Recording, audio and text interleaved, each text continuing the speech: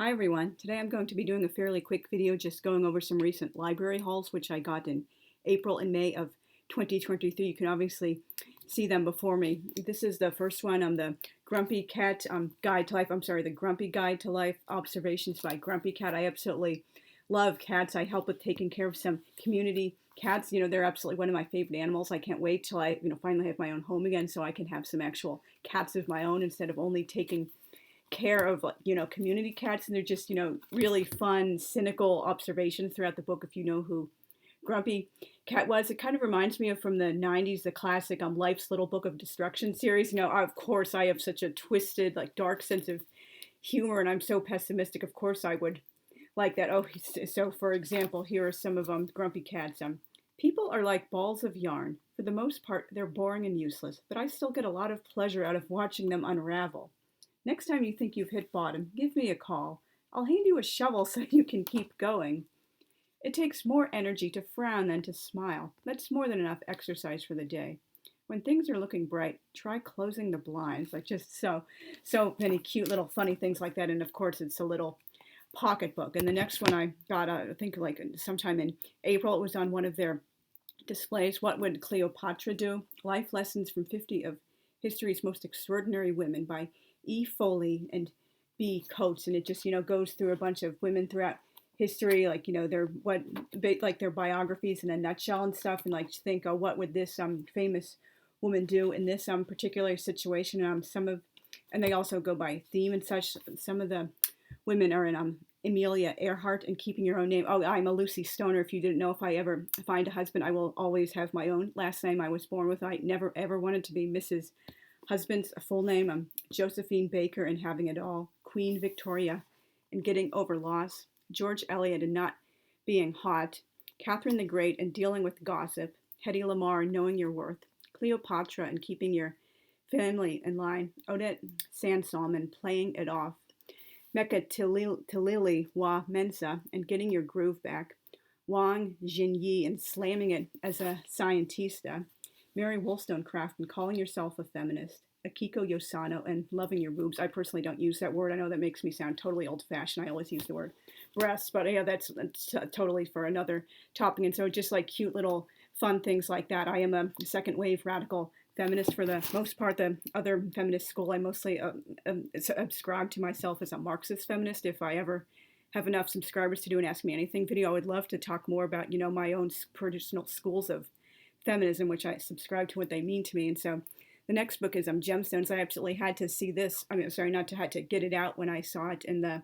new display of new books. I'm sorry if I'm talking too fast again. I'm still not 100% comfortable in front of the camera. This is Gemstones, a concise reference guide by Robin Hansen. And I absolutely love gemstones and crystals. If you haven't really noticed, I love wearing jewelry with gemstones in them. I'm currently wearing glass in my stretched lobes. But I do love gemstones so much. I've got lapis, lazuli in my nostril piercings. I've got a bunch of opals in my ear. I've got a turquoise in here, and when you see me sometimes, I love wearing bracelets with turquoise. And I also have a lapis bracelet and rings and just so many gemstones that I absolutely love. And I can't wait until my ears are bigger so I can wear really really bigger gemstones. This is a sodalite pair and a half an inch, and just look at the beautiful patterns. When I get my second channel up and running, an older pierced person's perspective, I will do full modeling or just showing off the jewelry I can't wear yet. And these are tiger's eye, which you've seen me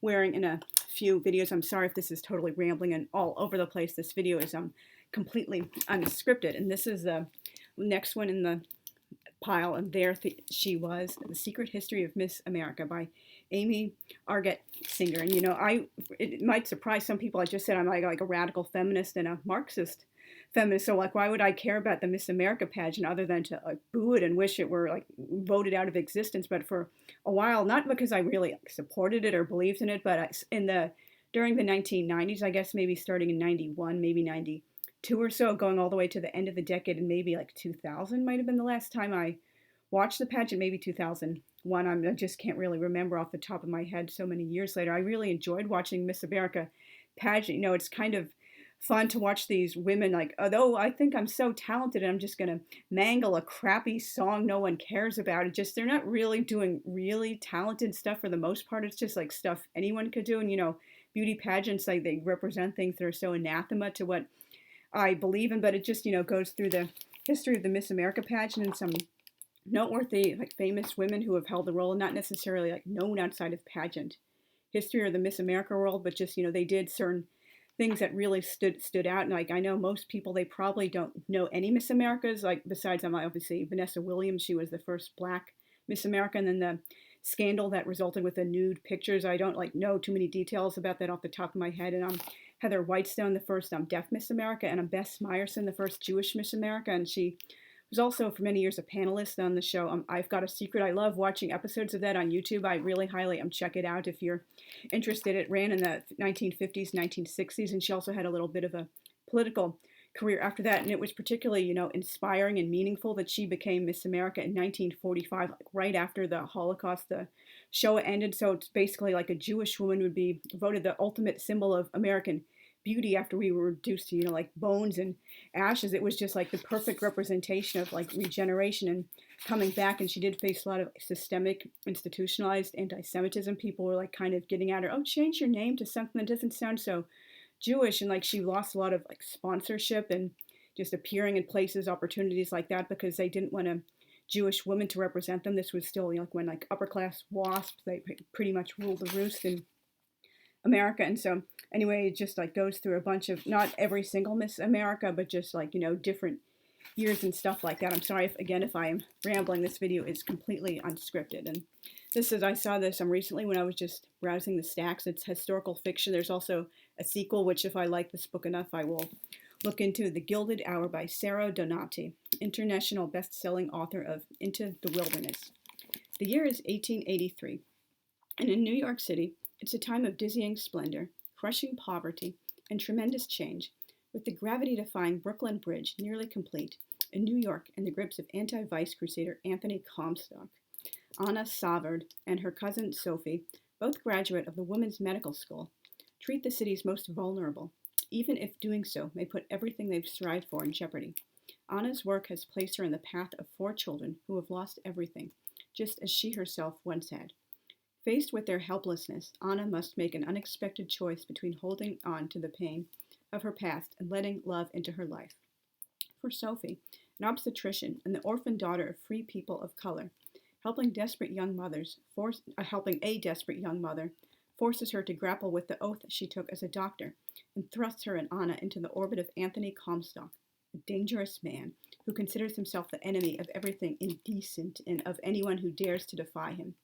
With its vivid depictions of old New York and its enormously appealing characters, The Gilded Hour is a captivating, emotionally gripping novel that proves Sarah Donati is an author at the height of her powers. And I absolutely love, like, reading and writing about New York City as it was back in the old days, and of course watching old films set in New York City or like about New York City, because that's just a world that will never come again. Like, normal people could actually afford to live there, and even people who were not like bourgeois or rich, like swells, they could actually live in apartments that were meant for families to live in, and not just for a very short while. They were meant for families to live in for a lifetime if they so wanted, with like fairly spacious rooms, not just packing it all into like a freaking box or something that used to be a closet, or it's like not even as big as a jail cell. But just that's a world that will unfortunately will never come again. And this I already started reading this yesterday over Shabbos. This was on one of the displays the library has. They're going through different countries of the world, and this particular display this month they got to Eretz Yisrael, the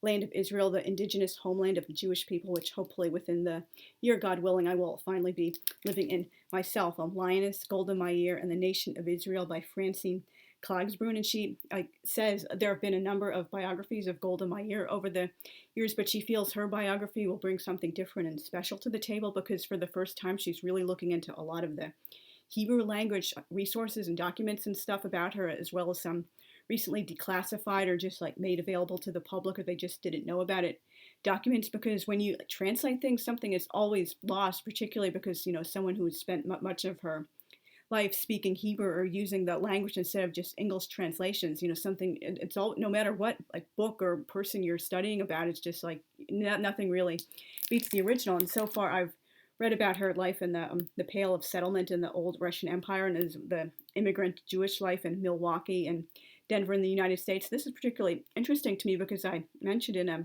previous video about like top 10 settings I would like to see more of in historical fiction. One of them was immigrant stories to America that are not set in New York City, because so many people have this like stereotype that, oh, everyone lived in New York City, particularly in the Lower East Side, even if they weren't Jewish. And people have expressed really like shock and disbelief and surprise when I said only one branch of my family ever lived in New York City after they immigrated, and even that branch, the Italian branch of my family, they were not there for long. They just really didn't like it. They wanted to like live on a farm with like more like wide open spaces instead of like packed into a little tiny tenement without any like yard or anything like that. And so, believe it or not, people did immigrate and settle in more cities than New York. And it also talks about how Golda Meir's father was part of about 79,000 people. They were part of this like organization that like the Jewish like immigrant societies were doing to kind of like put the strain off of New York City and just like put them off to other cities in the U.S. so they wouldn't all be congregated in New York City, because obviously that just is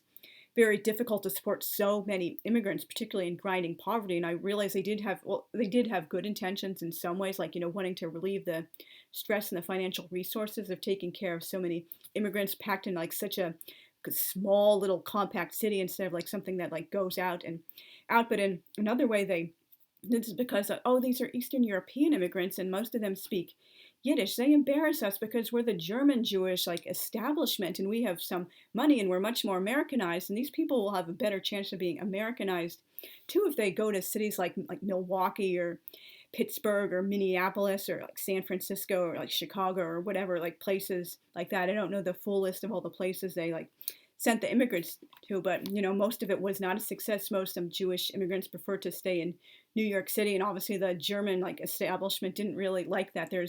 I don't think like so much anymore, because obviously the 21st century, but particularly and throughout the 19th and the 20th centuries, or not the entire 20th century, I would guess at least until maybe mid 20th or whatever, there was just a lot of cultural and religious conflict between like Jewish immigrants who came from Germany and like Western Europe and the ones who came from like Eastern Europe. They're just like the language barrier and different like levels of religious observance and just like so much things like that. And anyway, I know that's a topic for a whole other thing, but I'm really enjoying reading about what immigrant and Jewish life was like in like Milwaukee and Denver in the early 20th century, instead of just, here's yet another story about immigrants in New York City. And obviously like a very like, powerful, famous woman, a total feminist icon. And this is one I saw in the graphic novels section. I got interested, and I think I just found out about them as well when I took a course in young adult literature at the master's degree level in autumn of 2011. I really, really loved those books, and I continued reading them even after the class. I really kind of didn't like, sometimes I even outright hated many of the books we took in that YA literature class, but I really loved all the graphic novels, and this is called Radium Girls, and it's about these girls, not girls actually, women. They're just horrible things. Here is a synopsis. A stunning, there's a sticker that's putting out not most of it, like just part of it, but it's from what I can read, it's 1918 in Orange City, New Jersey, and everyone knows something that's covered up by the sticker. That's just so obnoxious.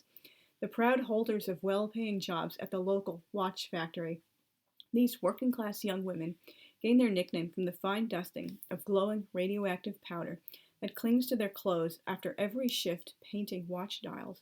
The soft greenish glow even stains their lips and tongues, which they use to point the fine brushes used in their work.